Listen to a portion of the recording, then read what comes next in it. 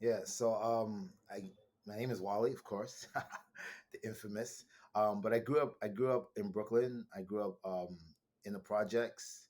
I grew up with a very narcissistic stepfather who used to beat up my mom and me as well, and systematically, mentally tear us down by, especially with me. He would always tell me that I was worthless, that I would never be successful, that I would wind up dead or in jail.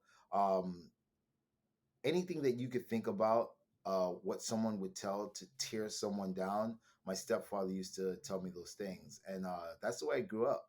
Started gangs at a very early age. By 13, owned six guns already. And it was definitely not looking bright at all. I mean, the words that my stepfather was saying about being dead or in jail, that was definitely the route that I was taking. Wow, that's like it's so I've heard stories like this and had my own, experiences like with words and how that affects us and words can really hurt and they can really start to formulate who we are or we take on beliefs of the words that we're told as our truth when that's far from what we are. It's just Right. something like And it's funny. It's funny that you say that. Um, Most parents, when they say these things, they usually say them when they're angry and Mhm. stuff like that, right? They usually say, you're useless, you're worthless. But my stepfather said them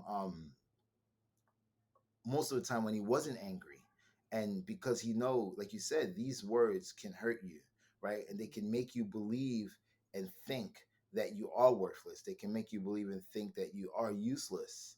And for him, he was the one that was worthless and useless, right? Because he not only, like I say, he was a narcissistic abuser, but the problem was he was illiterate.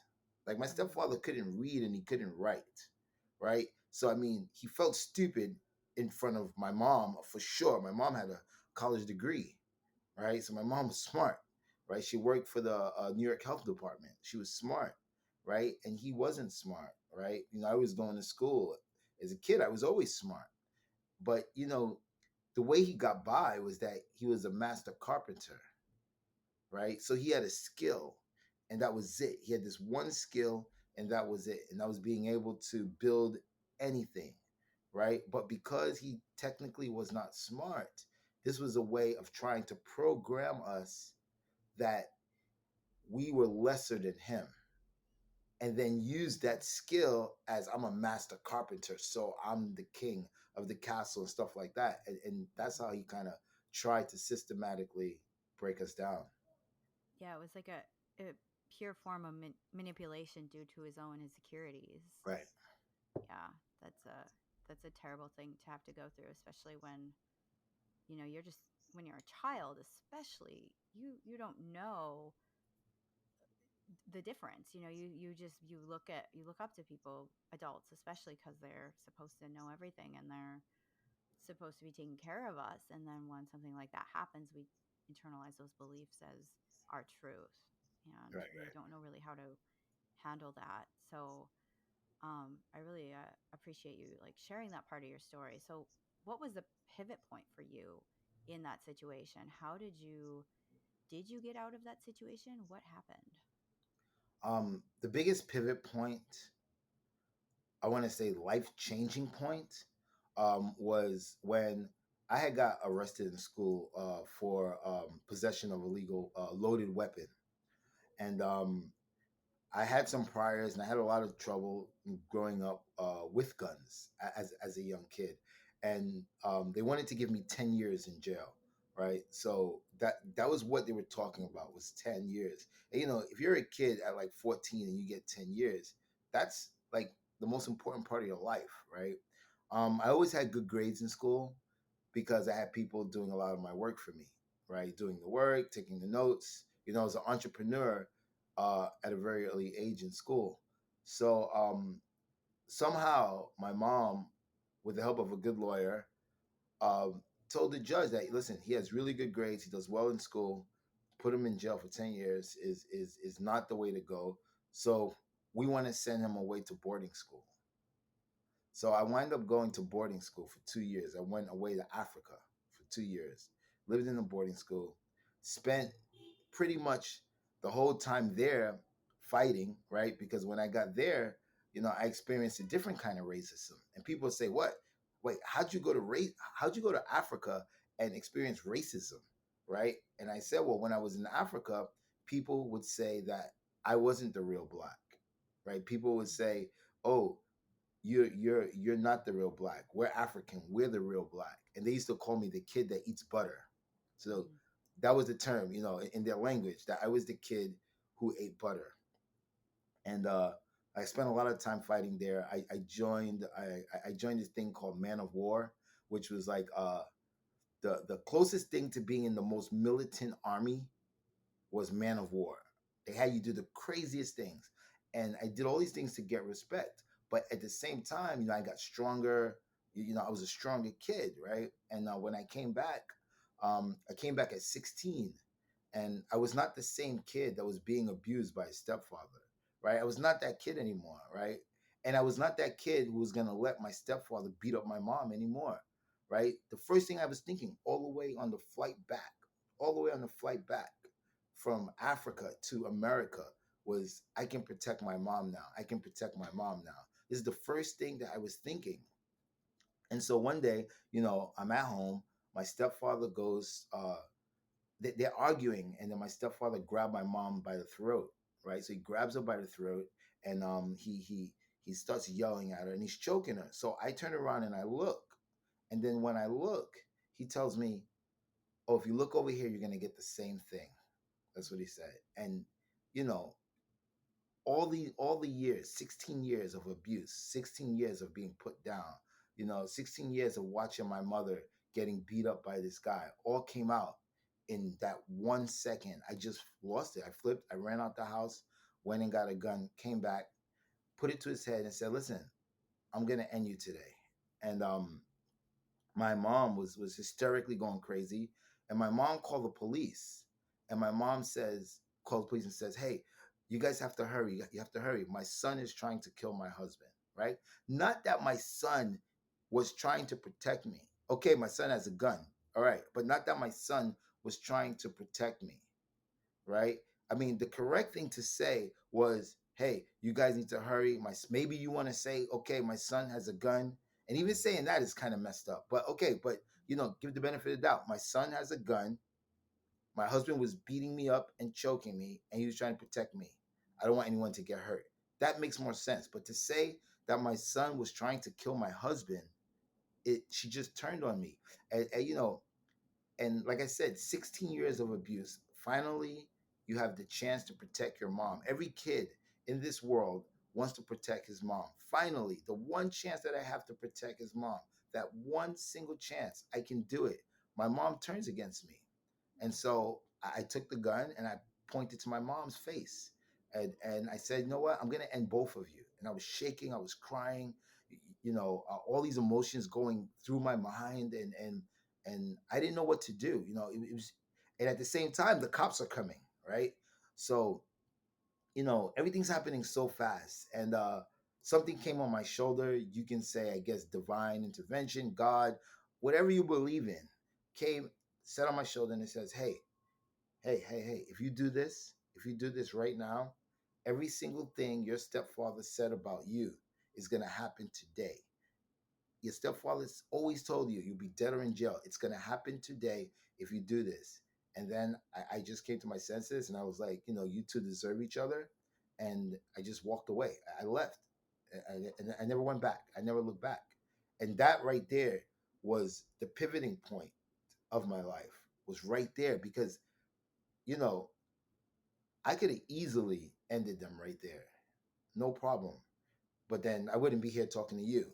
I would have a life sentence, right? And for sure no parole, right? Because of the priors that I already had, right? So I wouldn't even be here.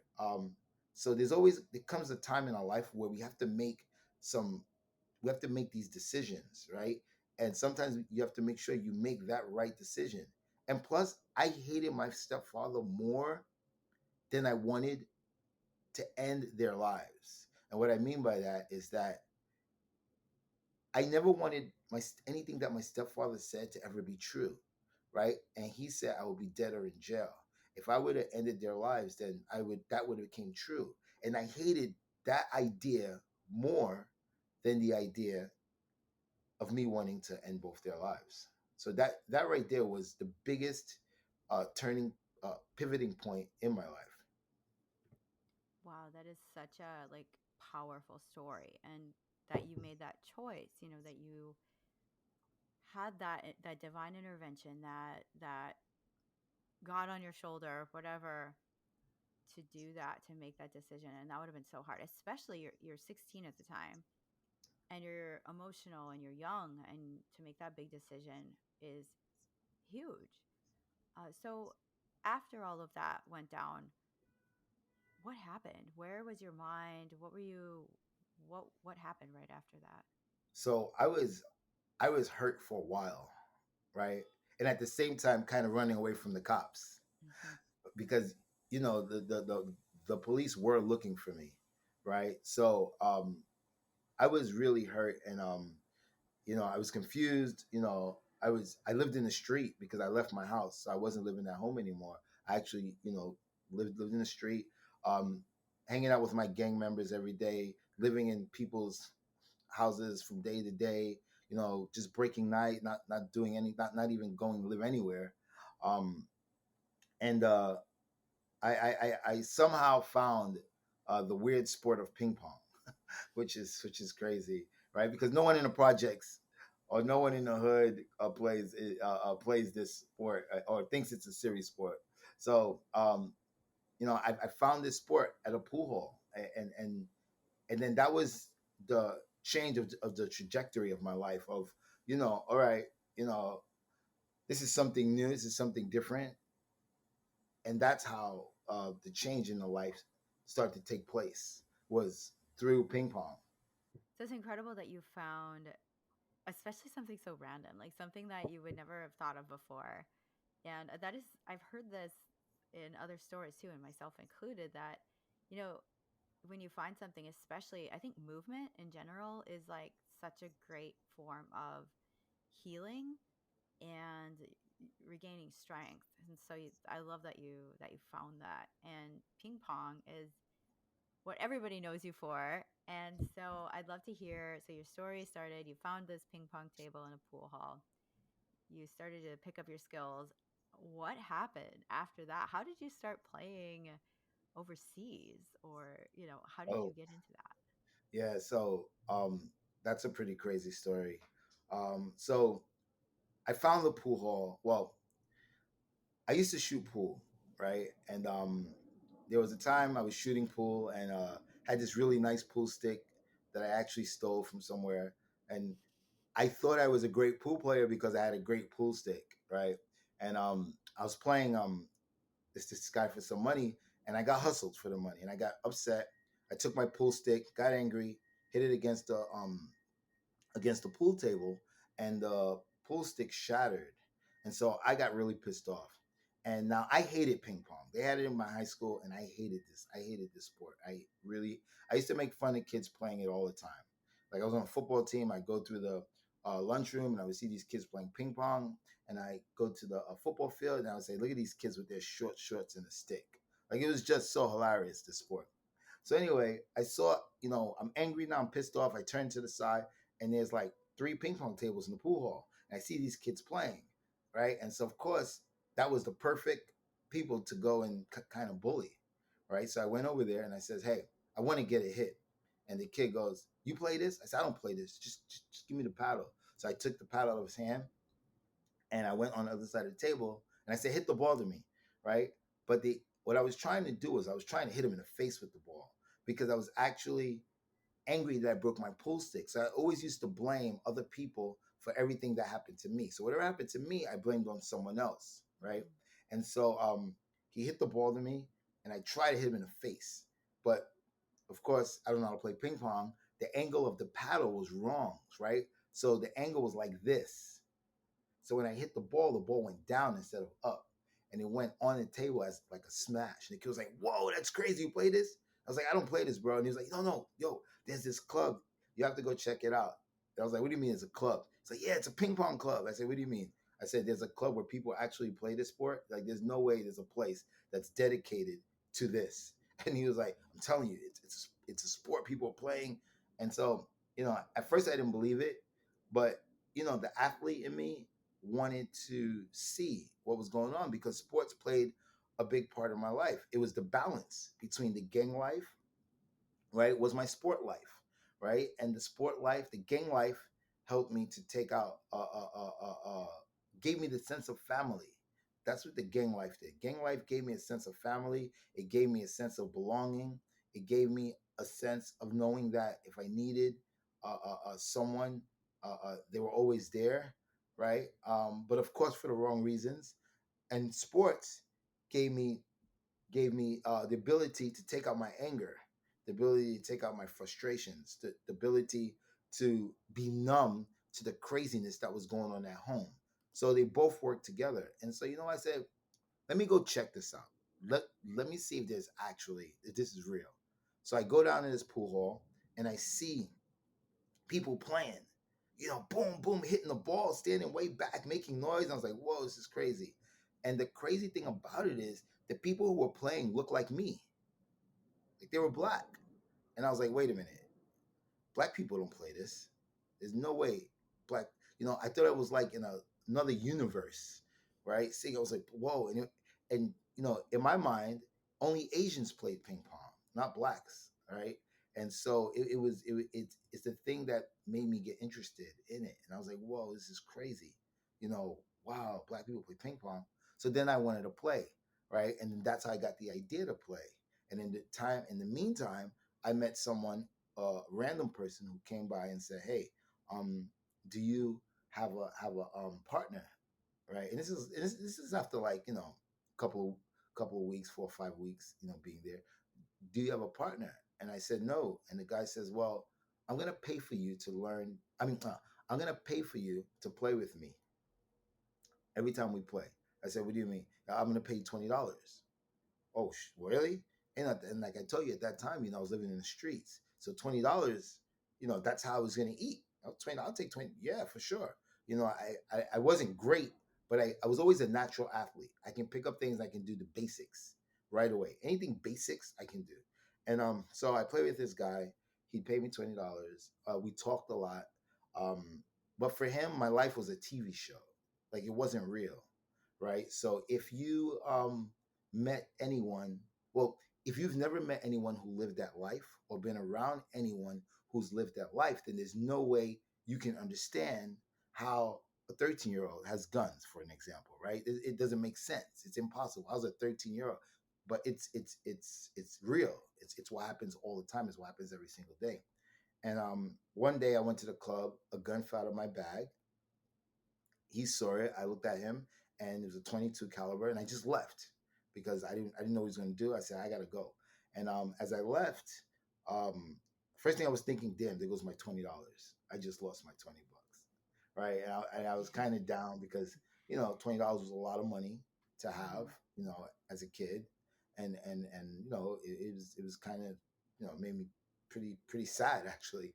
But then he calls me like 2 days later. He says, "Hey, are we still playing?" And I thought that was strange, right? Because he just saw a gun fall out of my bag, and I say, "Yeah, okay." So I go meet him, and we start playing again. And he says, "I want to invite you to my home." And I thought that was weird, right? Why would you want to invite the kid who just dropped the gun in front of you to your home with your family, right? Most people would run away from you, right? Most people would stay clear the hell away from you. And I went to his family's house, met his family, and saw what real family was, right? Everyone sitting down together, eating together, passing the food to each other. Like, whoa, this is crazy. And he was trying to give me the sense of what family was. Mhm. And then he tells me, "I want to pay for you to go to Germany to learn ping pong." And I was like, what? And it was kind of crazy, right? Because the only thing I knew about Germany was Hitler. And I was like, Mhm. wait, why this guy's trying to send me to Germany, right? But I knew anything would be better than what I was going through.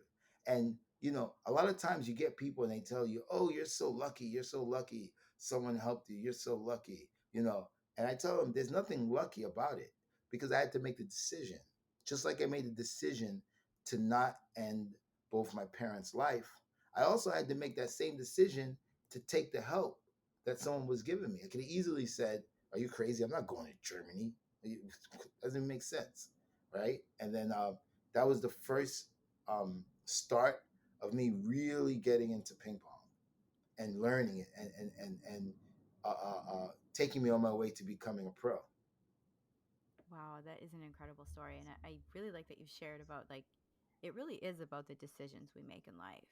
And when there's a fork in the road or a choice to be made, we can easily take the wrong path. And so the fact that you like said that and you did that, and especially Germany, like especially you don't know anything about the country. It's like, what is this place? What's going on? That's so admirable that you did that, that you like elevated your well being, you elevated yourself, you took that choice. So it's a really incredible story. So your ping pong journey began there, and I remember you sharing at Podfest about so you went to North Korea, and that was was it one of the scariest places to go at that time? Definitely one of the most dangerous places in the world by far. Yeah, I've never been. I've never been over to Asia at all. But so what did you do when you were in North Korea? So the whole thing about going to North Korea was that I wanted to do. I wanted at this point I was already pro. I was already pretty well known. Doing really cool things like I was on the Steve Harvey show prior to that, and I really wanted to do something bigger than myself. And I saw there was a tournament in Pyongyang, North Korea, and I was like, "Whoa, that's crazy, North Korea!" And Dennis Rodman had just came back from North Korea, right? And I was like, "Wow, I want to go there. I want to do a diplomacy for world peace, right?" Because I was thinking about the American historical moment of 1971 when America established relations with China was through ping pong. It's called the ping pong diplomacy. So I wanted to do that same thing, like Forrest Gump. Hmm. In the movie Forrest Gump, that's that situation where you see him in China. That is that 1971 ping pong diplomacy. So I wanted to recreate that ping pong diplomacy in North Korea. So I was like, oh my God, I gotta go to North Korea. And I saw the tournament and I decided I would go to North Korea. Um, and I had no plan, but I knew that I had to take action, which is getting there first. And so once I decided to go, I called the US team up and I said, "Hey, you guys need to enter me into the Pyongyang Open." And they were like, "Oh, we don't think that's a great idea." And I said, "I'm not asking. This is what I want to do. I want to go to North Korea and I want to do diplomacy for world peace through sport. So just enter me into the competition." And so they entered me in the competition. Then I called every person that I know around the world, say, "Hey, would you guys go with me to North Korea to do a diplomacy for world peace?" And every single person said no. Every single person Wow. said, "You're going to die. You're crazy. We're not going to North Korea. It's not going to happen. No way." So no one wanted to go with me to North Korea. Not one person Wow. went with me to North Korea. So I said, "Okay, you know what? If no one wants to go to North Korea, I'll go by myself." So I wind up going there by myself. And, I'm that kind of person. Like if people don't want to do it, then I'll do it by myself. I will Yeah. find a way by myself. Something that I'm passionate about. It's gonna happen. And I had no plan, right? How do you do a diplomacy for world peace, right? Who knows this? No one knows this. Yes. Who has the answer for this? No one has the answer. You don't. No one knows, right? So I didn't know how it was gonna happen, but I knew that I had to get there. And if I got there first, right? If I got there first, you know, I'm a big believer in manifestation. Anything that I'm passionate about, anything that I'm really, really passionate about, it's always going to happen. I just believe it all the time. It's always going to happen. It may not happen right away. It may not happen today, tomorrow, but it's going to happen 100%. Hmm. And so I knew that once I got there, the way is going to be shown, and it's going to happen. And so that's the start of going to North Korea. Wow, I can resonate so much with that because I'm very much the same way. Yeah, I just like do something, believe it fully, and it does work, especially if you're on that right path and this is like your journey, this is what you're meant to do. And that's what I encourage listeners too, is to follow their path and be open that to that path, because it may look differently than you think. It may be 100% different, like you said, like going to a foreign country, playing a sport you made fun of at one point. So I absolutely love that inspiring story that you did that and that you just went and it panned out when you got there. So, oh my goodness, this is crazy. I just got a text message. I've got a friend doing work in Ukraine. My friend Mark he's a dear friend of mine from North Dakota, and he is over fighting the war in Ukraine right now. And actually, your story reminded me of that. And he just texted me, and he's there right now. And Oh, so that's that is like that's wild. crazy. I love stuff like that. I love like what is it called? Synchronicities. Yeah, yeah, yeah, yeah. Yeah. So that yeah, that's super inspiring. Wow, that's crazy. Love that. It's all Anyways, about the energy. It's the energy. definitely. And I definitely felt like some really good energy vibes when I met you. I felt like there was something there that I think there's a drive and a passion and determination there that it really really struck me. Like I knew that. Fast forward now. So you went there. You were in North Korea. What did you do? There was something pivotal you did when you finished a match Yeah, against your opponent. What did you do to your opponent? yeah. I beat him up. No, I didn't beat him up. I didn't beat him up. No, no. So what happened was is that you know, at this competition, I was the only Westerner there. So Westerner, that means like no Americans, no Europeans, no Western countries, just me, China, Syria, Vietnam, all the countries that actually hate America, right? That's who were there, or previously hated America at one point. But when I was playing with my opponent, every time I won a point, the audience would give me this sound of disgust, like this really hateful sound. Every time my opponent won a point, they would clap really, really loud and it would go crazy and it'd be so like wow, right? And there was a point where I was getting upset because at one point it felt like they weren't clapping for him; they were actually clapping against me. You know what Oh I'm wow. saying? Yeah. So it was loud on purpose, right? And the Hmm. vibe and the energy of the place was just evil. That's what it felt like. And I was getting really upset. I started to get angry because that's not how you treat new people. People who are visiting your country, right? Even though it's sport, though, have some compassion or something. And I was getting really upset, and I looked up and um, I wanted to curse every single person out, but I didn't do that. What I did was I looked up, I remembered my purpose, and I just smiled. And when I smiled, a few people smiled. Like you heard some chuckle. I was like, okay, that's weird. So I play again. I look up, I smile, and then guess what? A few more people would smile. And I was like, oh, this is interesting.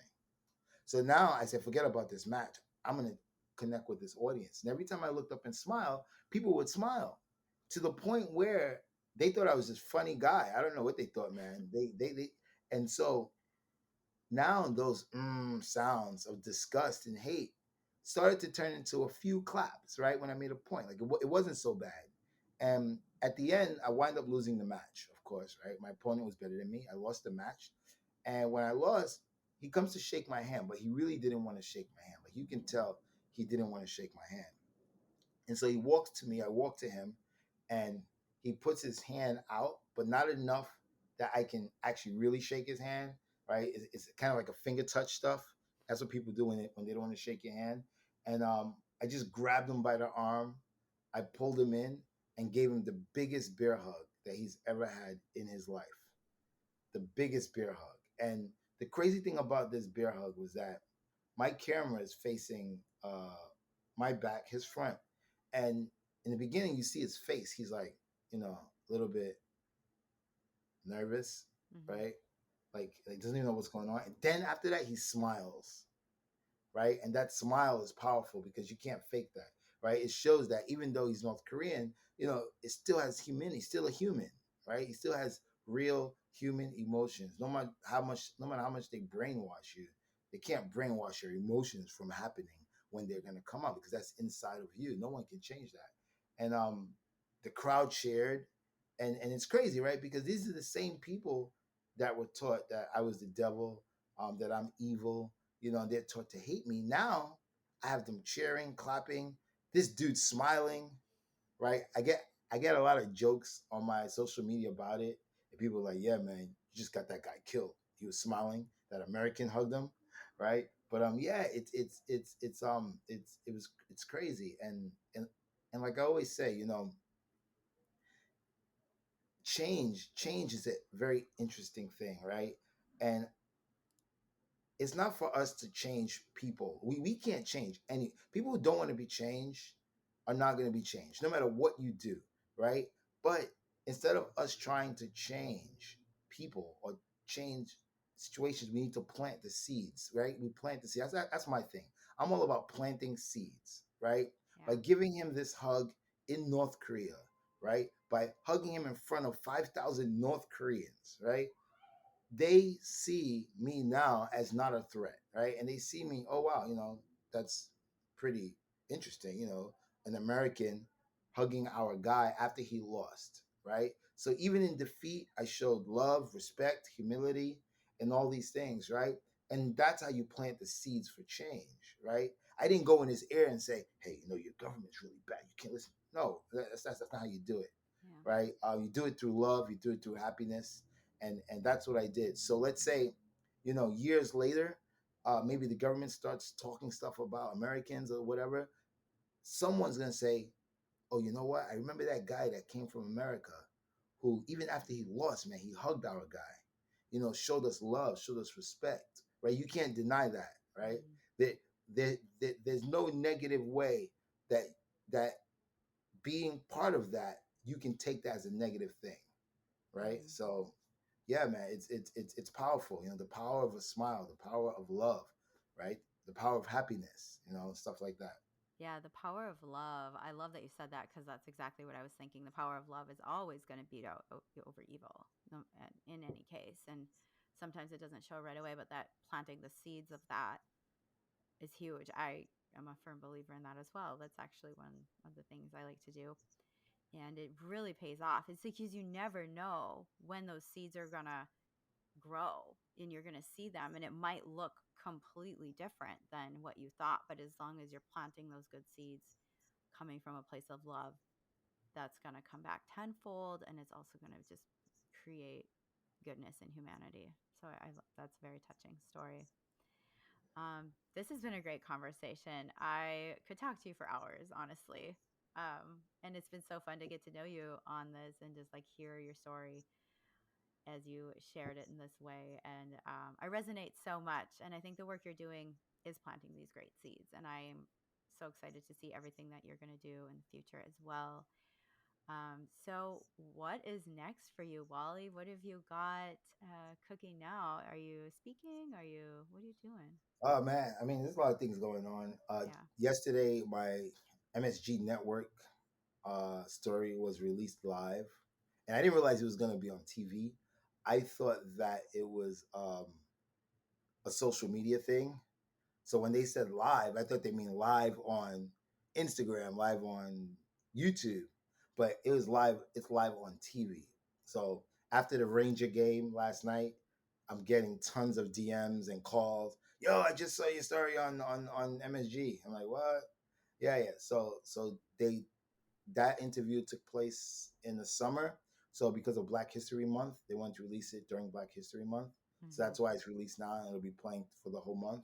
Mm-hmm. And then, yeah, I have a huge speaking gig on the 11th where I will be talking about love. Yes, Oh. yes. I'll be talking about the power of love. Well, my title is Love Through Adversity. So Mhm. I'll be talking along the lines of that. Um, yeah, and and just speaking to the kids, man, trying to elevate these kids from, you know, going into those dark places like I was. So that's Mhm. something that's very, very important for me, Mhm. to definitely, stay on top of these kids and help these kids and talk to these kids. Those are things that are really important. That's really huge, and especially today's youth and the things that they're going through. That's huge, and that answers kind of one of my questions was, what are your plans? How do you want to help elevate people out of the situations if they are, say, in a situation similar to yours, and you want to catch that before it gets bad? And how do you want to be that kind of voice on the shoulder? By doing what I do now. Yeah. I tell everyone, man, you have a story. You have a story. Your story is yours, and if you keep it to yourself, it's being selfish. Like, you need to share the story, because even if it touches one person, right? Even if one person decides, I'm not going to kill myself. Hmm. I'm not going to go and kill someone. I'm not going to do this. I'm not going to do that. Right? If you can change one person's life, then it's well worth it, right? I believe that if one person's life can get changed through my life story, through an interview that I've done, then that's what's most important, right? You know, it just needs to be one person. It doesn't have to be a million people, Hmm. right? So that's how I do it, by telling my story. We all have to tell our stories. We all have to, let people know the struggles that we've been through, no matter how bad they are, no matter how. I spoke to a lady yesterday. I spoke to her, and she was like, "Well, I don't know if I want to tell my story because of the things that I went through. They were so bad."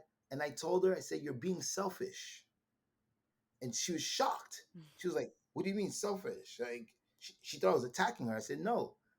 If you keep your story to yourself, you're being selfish, right? Because now you've overcome that, right? And you're at a different spot in your life. You're at a different place in your life. You've overcome that.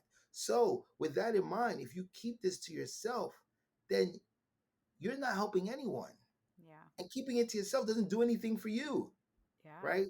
So, if you could tell your story and people get affected by it, and like I said, someone decides that, the other day, I tell you this, a couple of days ago, I was being interviewed on Clubhouse, and I was being interviewed by the biggest Hollywood room in Clubhouse. Oh, look at the cute cat. I was being interviewed by the biggest Hollywood room in Clubhouse, and we were going deep into my story, deep, 2.5 hour interview. Right after that, the next day, I go to my DMs in my back channel on Clubhouse, and I get this long letter, and it said that something to the point is, "Thank you so much for telling your story. I was in the room listening as I was driving to get something to end my life." Wow. And the person said, "It's not that I'm not going to do it. It's just that you've given me 24 more hours to think about what I'm going to do." Hmm. Right? And that's deep, right? Because the person didn't say, "Oh, your story changed my life. Yeah, I'm not going to do it anymore." Right? Hmm. This person is still thinking about doing it, right? Hmm. But I gave her more time to think about whether it's really worth it or not, right? Is Hmm. it worth taking your life? So, by us telling our stories to people, um, we can help people, right? And that's most important for me. Like, when I read these letters, or when I read these DMs that come to me and they say, "Oh man, you've helped me so much," that right there, man, it's just, there's no greater feeling than knowing that you've helped someone through a situation that could have turned, dark in so many ways. That is so true. And I love that you say that because that's something I recently opened up about was my story of I went through 9 years of being chronically bullied as a young person. That's And because you didn't know me, though. See, I needed to know you. I should that's have where known that you. see that's where that story went wrong. Because Yeah. if you knew me, and we were in the same school, there would have been no chronic bullying. There'd have been a lot of beat ups. Yeah, I got your back. Remember, I got your back. There'd have been a lot definitely. of beat ups. Yeah, and like, but opening up about that story of when I went through that, I've had more people reach out to me now than in the last 3 years I've been podcasting. And I've only opened up about it in this last month because Right, I was always scared to. I always like shoved it under the rug. I thought, I hate this part of my life. This isn't something I want to talk about. I'm embarrassed. What if the old bullies hear it? And then it just clicked. It was like one day I was trying to find the missing piece to my podcast, and it just hit me. I was like, oh right, my right. goodness, this is what I need to be sharing about. And since I did that, as scary as it was the right thing to do. And now I feel like it's again planting those seeds. And like I've had more and more people reach out to me, and it's been really a really cool adventure to to be on, because it's like you said, that when those people reach out and they share their stories or something their kids have went through, and I can help, in some way. So yeah, it's really powerful. Yeah, definitely, definitely, definitely. 100. Oh, well, this has been such a great conversation, Wally. I really appreciate your time. I'd love to get folks connected with you. Could you drop your social medias, website? Yeah, the best place is my Instagram. For some reason, I'm I want to build my Instagram after all these years that I've had it. It's been private for like until pandemic, but now I'm gonna build it. So best place is Instagram, Wally Green NYC. That's my Instagram. It's the best place to get to me, and that way, people, you'll see a more serious side of me. Um, I am on TikTok as well, Wally Green NYC official, and that's the clown side of me. But on my Instagram is a lot of serious stuff. Although, although Monday I'm going to post one of my insane TikTok videos on Instagram. I'm I, I'm, excited I'm to I'm just see it. gonna throw a curveball to everyone who's been seeing podcasting and TED Talks and me spitting knowledge and talking serious. They're gonna get a twist for Monday. They're yeah. I'm gonna shock them. Mon- Uh, Monday's gonna be good. I can't wait to post on Monday. I'm so excited to see it too, because I mean, like, you've probably seen it if you've seen it on TikTok. okay, I probably It, have. it's the last one. It's the last one where I'm cleaning the ping pong balls. Okay. Oh Did you yeah. see that one? Yeah. I'm posting that on my page. Ah. Yeah, I've never posted, that crazy of a. Yeah, I'm gonna do it. I said I'm throwing a curveball to everybody. I'll probably lose some followers, but hey, if I lose followers, I don't care anyway because then you don't know me then. Because if you knew me, you would know that I would do something like that. So Oh, curveball coming Monday. Here we go. I love it. I love it. Oh my goodness, that's so fun. And I will definitely have to hit you up too, when I come to New York to visit. We're gonna have to do a part two, and I want to do it all about love. That'd Yeah, be really fun to do a podcast recording 2.0 with you, when I for come to sure, New for York. sure, for sure. We can do it in my club. I'd love that. Yeah, I can't wait to check it out. That's gonna be That'll fun. be cool. Well, thank you so much, Wally, for your time and for connecting with me and for sharing your story with the audience today. Definitely, definitely, definitely.